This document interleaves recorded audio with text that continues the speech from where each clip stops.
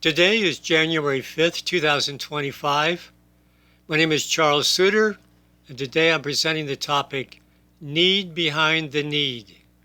My main message, behind every physical need is a higher order need.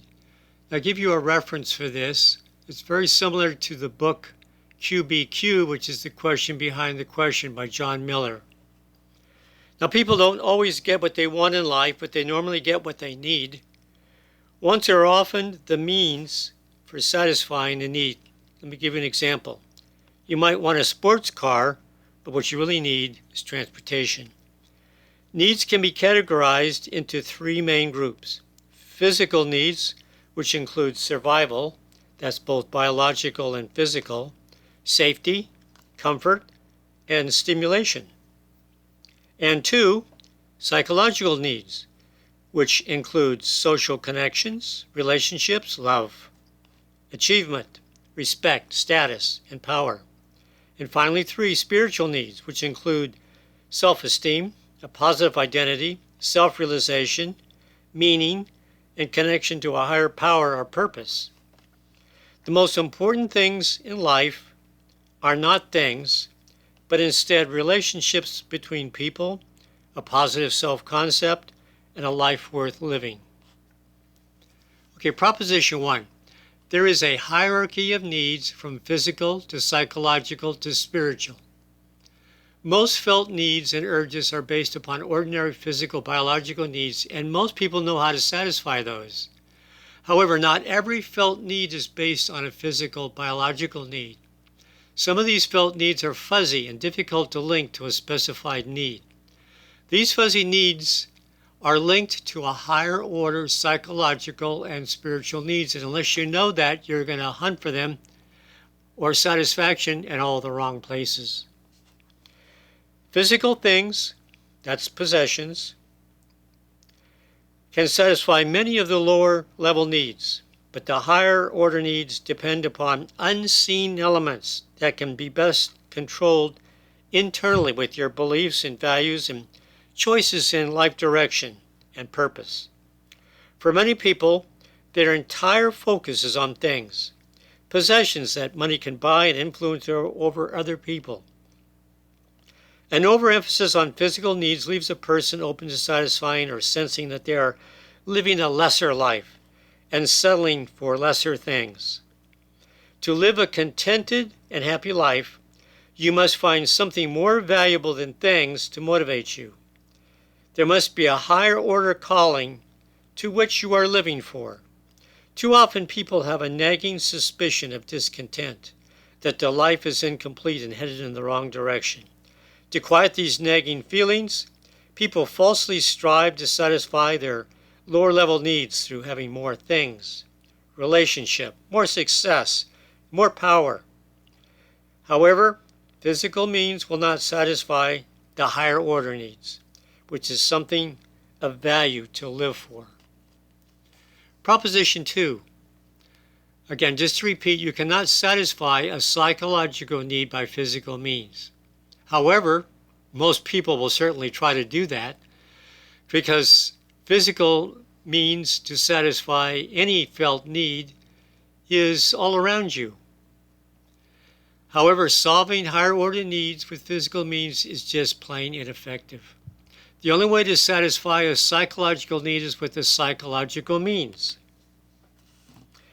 Again, I'm going to repeat this. You cannot satisfy a higher order need with lower level means. An example, an expensive sports car might give you a sense of importance and superiority, but will not give you self-esteem if you sense that you are somehow deficient, a phony whose life is not devoted to anything redeeming. Some people attempt to escape these feelings of emptiness and meaningless with overindulgence in biological urges and carnal desires such as alcohol, drugs, sex, overeating, gambling, possessions, perfection, workaholism. None of them work. Psychological needs are best satisfied with psychological means. Proposition 3.